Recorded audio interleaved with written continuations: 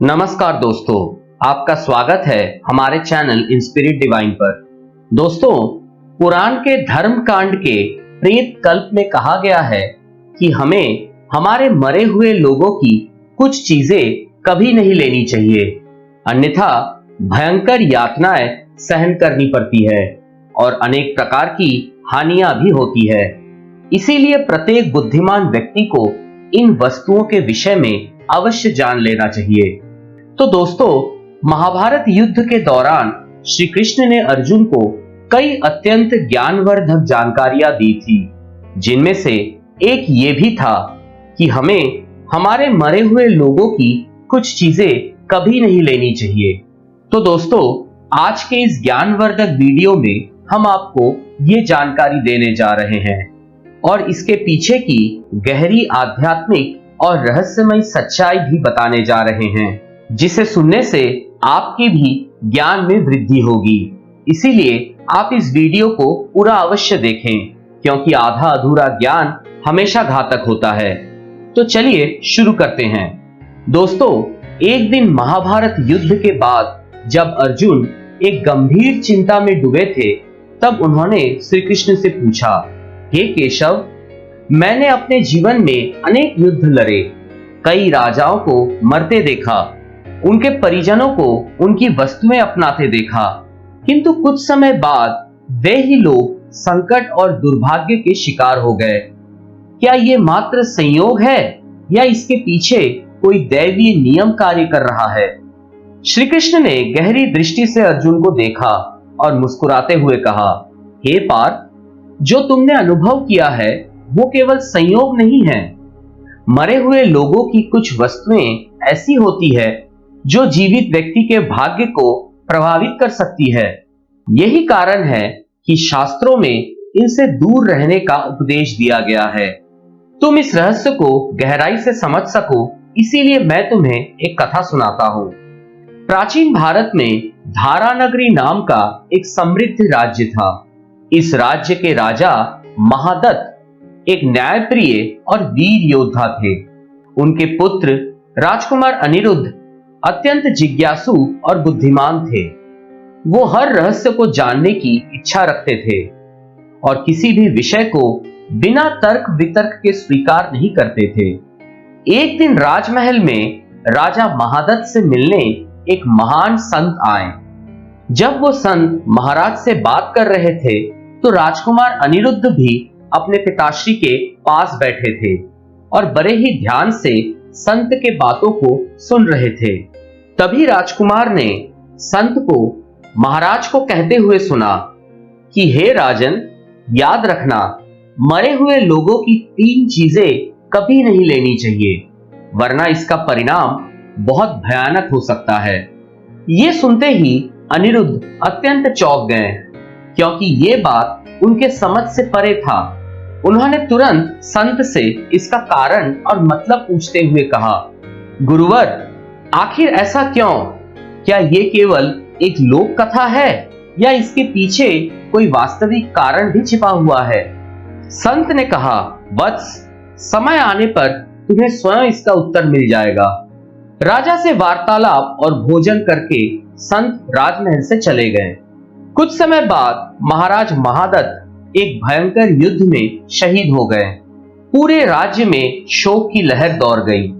शोक अनुष्ठान खत्म होने के बाद राजा महादत्त के निकट परिजनों ने देखा कि बाकी सब चीजों के अलावा महल में राजा महादत्त की 3 चीजें शेष रह गई है।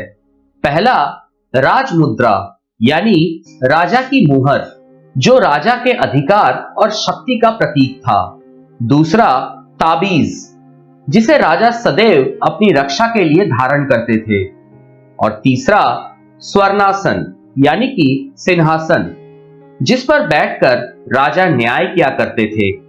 अनिरुद्ध, जो पहले संत की बातों को नहीं मानते थे, उन्होंने पिता की याद में राजमुद्रा और ताबीज के साथ साथ स्वर्णासन को भी अपने पास रख लिया। लेकिन राजकुमार अनिरुद्ध ये नहीं जानते थे कि इन 3 चीजों के साथ साथ उन्होंने 3 भयंकर शक्तियों को भी अपने जीवन में बुला लिया है। कुछ दिनों के बाद महल में अजीब घटनाएं होने लगी। रात के समय अनिरुद्ध को महसूस होता कि कोई उनके कक्ष में चल रहा है, लेकिन जब वो देखते तो वहां कोई नहीं होता। जब वो ताबीज को अपने गले में पहनते तो उन्हें भारीपन महसूस होता, जैसे कोई उन्हें जकड़ रहा हो। और जब वो सिंहासन पर बैठकर राजकाज चलाने का प्रयास करते तो उन्हें अचानक एक अनजाना डर सा सताने लगता। हर रात उन्हें राजा महादत्त के स्वरूप में कोई छाया दिखती जो उन्हें कुछ कहना चाहती थी। अब अनिरुद्ध को लगने लगा कि ये सिर्फ एक संयोग नहीं है। कथा सुनाते हुए श्री कृष्ण ने अर्जुन से मुस्कुराते हुए कहा, हे पार्थ, मृत आत्माओं की कुछ चीजें उनके साथ गहरे तरीके से जुड़ी होती है। जब कोई जीव इस संसार को छोड़ता है तो उसकी कुछ वस्तुएं उसकी ऊर्जा को अपने अंदर समाहित कर लेती है। अगर कोई उन वस्तुओं को रखता है तो वो इस आत्मा के अधूरे कर्मों का भागीदार बन जाता है। श्री कृष्ण की बात सुनकर अर्जुन ने चिंतित होकर पूछा, प्रभु, कौन कौन सी चीजें हमें कभी नहीं रखनी चाहिए? श्री कृष्ण ने कहा, हे पार्थ, मरे हुए लोगों की 3 चीजें जो कभी नहीं लेनी चाहिए, उनमें से पहला है आभूषण या ताबीज। शरीर से जुड़े आभूषण या ताबीज में व्यक्ति की ऊर्जा होती है। अगर आत्मा अशांत है तो ये ऊर्जा नकारात्मक रूप ले लेती है और उसे धारण करने वाले को परेशान करती है। दूसरी चीज है मृत व्यक्ति की शैया या वस्त्र। बिस्तर, कपड़े या व्यक्तिगत सामान आत्मा की स्मृतियों से भरे होते हैं।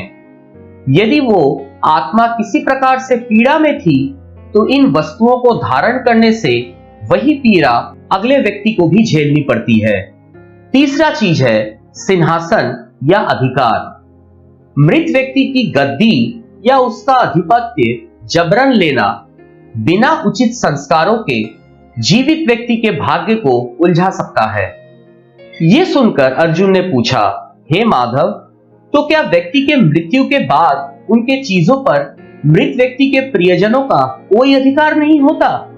प्रभु, कृपया मेरी जिज्ञासा को शांत करें और इसका कोई उपाय भी बताएं। श्री कृष्ण ने कहा, हे पार्थ, अगर ऐसी कोई वस्तु मृत व्यक्ति के प्रियजनों के पास है तो उसका उचित संस्कार करना चाहिए। शास्त्र विधि का पालन करते हुए उचित पूजा अनुष्ठान और मंत्रों का उच्चारण करके उसे पवित्र किया जा सकता है अथवा दान में भी दे दिया जा सकता है। अगर वो वस्तु बहुत महत्वपूर्ण हो तो उसका उपयोग करने से पहले गंगा जल से उसे शुद्ध करना चाहिए। हे पार्थ, अनिरुद्ध ने भी उनके राज्य के राजगुरु की सलाह मानी और उन वस्तुओं को छोड़ दिया, जिसके बाद उसे फिर कभी उन रहस्यमयी घटनाओं का सामना नहीं करना पड़ा। तो दोस्तों, मरे हुए लोगों की चीजें सिर्फ भौतिक वस्तुएं नहीं होती, बल्कि उनमें उनकी ऊर्जा और भावनाएं बसी होती है। बिना उचित विधि के उन्हें अपनाने से कई प्रकार की आध्यात्मिक और मानसिक समस्याएं उत्पन्न हो सकती है। इसीलिए हमारे शास्त्रों में यह बताया गया है कि हमें मरे हुए लोगों की वस्तुओं को सोच समझकर ग्रहण करना चाहिए। दोस्तों, अब आप बताइए कि आपने कभी ऐसा अनुभव किया है? हमें कमेंट में जरूर बताएं और इस ज्ञानवर्धक जानकारी को अपने मित्रों और परिवार के साथ साझा करें। वीडियो देखने के लिए धन्यवाद।